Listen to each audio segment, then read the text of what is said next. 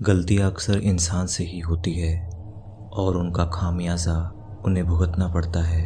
इसी तरह की एक अजीबोगरीब डरावनी घटना यूपी से आई है, जिसके बारे में मैं आज आपको बताने जा रहा हूँ।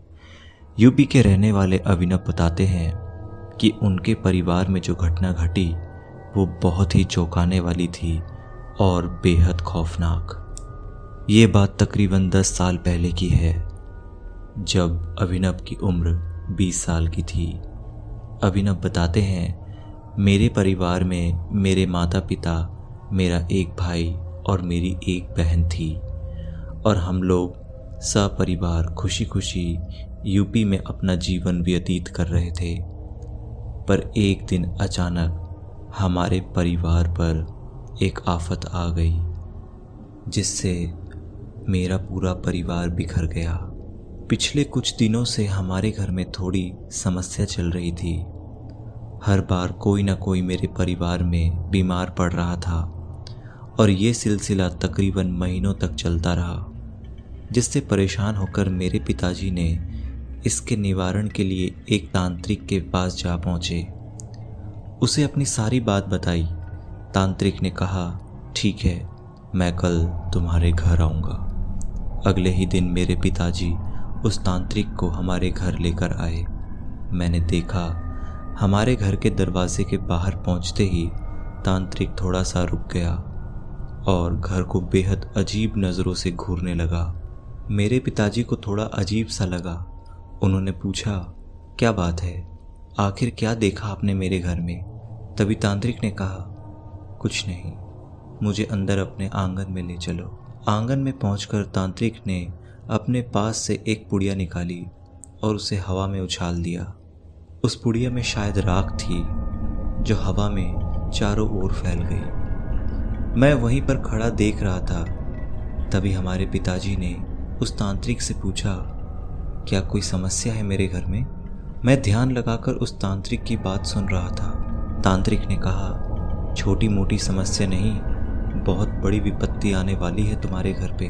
मेरे पिताजी एकदम से चौंक गए। उन्होंने पूछा, कैसी विपत्ति? मुझे खुलकर बताइए सब कुछ। तभी तांत्रिक ने कहा, तुम्हारे घर के आंगन में किसी की लाश दबी हुई है, जिसे निकाल कर फेंकना बहुत ज़रूरी है, वरना ये तुम सबकी जान ले लेगा। तांत्रिक की ये बात सुनकर हम सभी काफ़ी डर गए। मेरे पिताजी ने कहा, ठीक है, मैं आज ही इस आंगन को खुदवा दूंगा और उस लाश को निकाल कर फेंक दूंगा।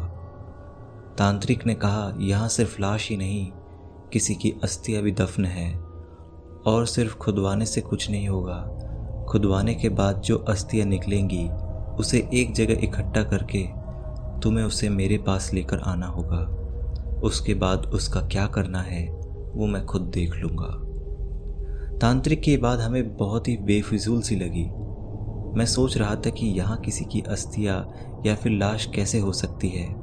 अगले ही दिन तांत्रिक के कहे अनुसार मेरे पिताजी ने आंगन खुदवाने के लिए कुछ मजदूरों को बुलाया। दोपहर के 1 बज रहे थे। मजदूर लगातार उस आंगन को खोदे जा रहे थे। तकरीबन 10 फीट की खुदाई हो चुकी थी, पर अभी तक कुछ नहीं मिला था। अब मेरे पिताजी को भी लगने लगा था कि ये सब झूठ है, शायद ये काम बंद करवा देना चाहिए। जैसे ही मेरे पिताजी ये काम रोकने के लिए मजदूर की तरफ बढ़े, अचानक एक मजदूर की फावड़े के टूटने की आवाज़ आई। हम सभी चौंक गए। हमने पूछा कि क्या हुआ, तो मजदूर ने कहा, जी जनाब, हम तो लगातार खोदे जा रहे थे, पर अचानक हमारे फावड़े टूट गए। हमें पता ही नहीं चला ये कैसे हुआ। तभी मेरे पिताजी ने कहा, ठीक है, ऐसा करो, अभी तुम लोग चले जाओ, कल सुबह आकर इस आंगन को भर देना। मजदूर ने कहा, ठीक है, और वो चले गए। मेरे पिताजी ने हम लोगों से कहा कि इस मिट्टी में तुम लोग ढूंढो कि कहीं कुछ अस्थियां मिलती है या नहीं, और हम सभी उस मिट्टी को बारी बारी से इधर उधर बिखेरने लगे। मैंने देखा, कुछ देर बाद मेरे पिताजी को किसी के हाथ के एक पंजे की पूरी अस्थियां मिली। ये देखकर हम लोग काफ़ी हैरान रह गए। हम लोगों को लगा कि तांत्रिक ने ठीक ही कहा था, पर ये अस्थियां यहाँ आई कैसे?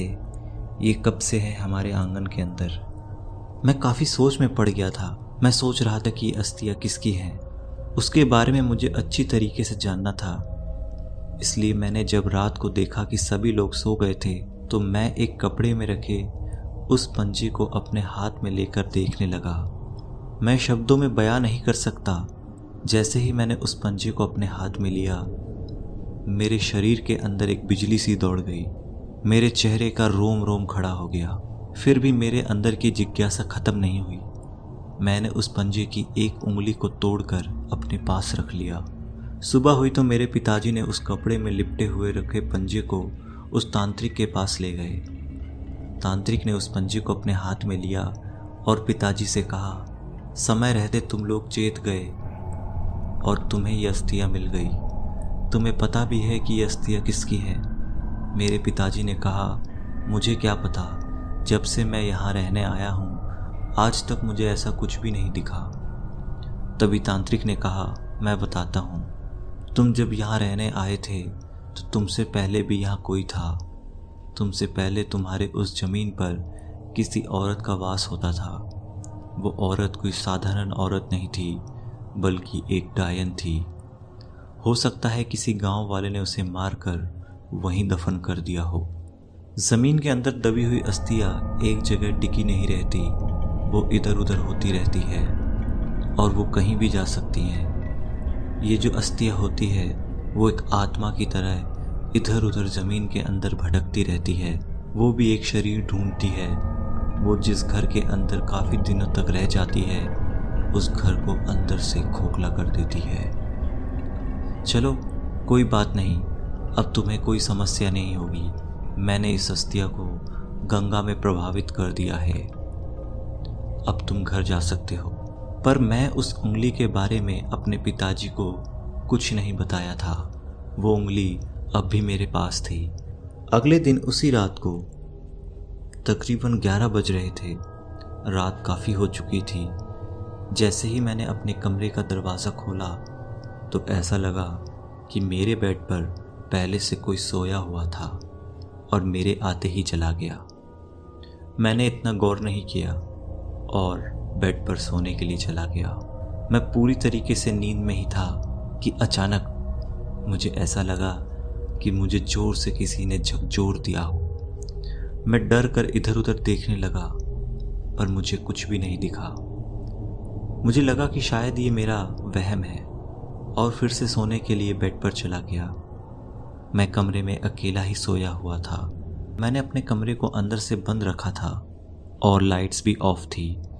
थोड़ी देर में मुझे महसूस हुआ और जो मैंने देखा वो मेरी ज़िंदगी का सबसे खौफनाक पल था। मैं तो पूरी नींद में ही था कि अचानक मेरी नींद खुली और मुझे लगा मेरे बगल में कोई सोया हुआ है। जैसे ही मैंने अपनी नज़र दाहिनी तरफ फेरी, मेरे होश उड़ गए। मैंने देखा कि मेरे बगल में एक नरकंकाल पड़ा हुआ है और धीरे धीरे वो नरकंकाल एक औरत की शक्ल ले लेता है जो खून से सनी हुई थी। उसे देखकर मैं एकदम हक्का बक्का रह गया। डर के मारे मेरे पसीने छूट रहे थे और मैं कांप रहा था। इतना डरावना चेहरा मैंने पहले कभी भी नहीं देखा था। उस औरत की आंखें लाल और इतनी डरावनी थी और उसका चेहरा हमारे इंसानों जैसा नहीं, बल्कि ऐसा लग रहा था कि वो खोखला टाइप का है। उसे देखकर मैं जोर से चिल्लाने लगा। मेरे मुंह से आवाज़ नहीं निकल रही थी। मुझे ऐसा लग रहा था कि मेरे शरीर को कोई कस कर जकड़ लिया हो।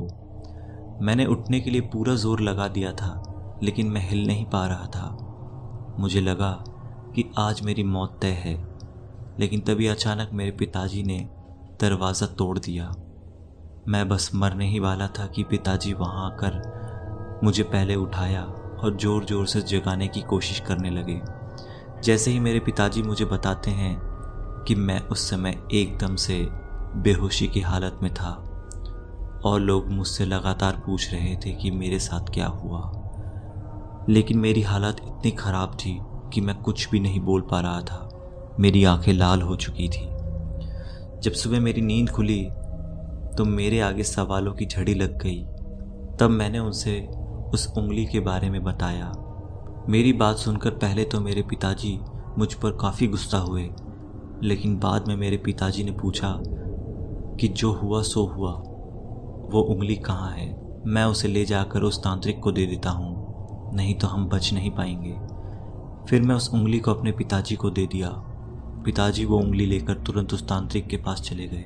पिताजी के जाने के 1 घंटे बाद हमें फ़ोन आया कि उनका एक्सीडेंट हो गया है। हम लोग तुरंत वहाँ गए जहाँ उनका एक्सीडेंट हुआ था। जैसे ही हम लोग वहाँ पहुँचे, उनकी मौत हो चुकी थी। उनकी लाश वहीं सड़क पर पड़ी हुई थी। बाद में हम लोग किसी तरह उनका दाह संस्कार किया, पर इस घटना ने हम सभी को अंदर तक तोड़ दिया था। मैं खुद को कोसे जा रहा था कि अगर मैं उस उंगली को अपने पास नहीं रखता तो आज मेरे पिताजी मेरे साथ होते। मैं अपने पिता की मृत्यु के पश्चात काफ़ी दिनों तक उस तांत्रिक का पता लगाने की कोशिश करता रहा। आज तक मुझे उसका पता नहीं चला कि उस तांत्रिक का क्या हुआ। थोड़ी सी गलती आपको भूत और डायन के मामले में काफ़ी नुकसान पहुंचा सकती है।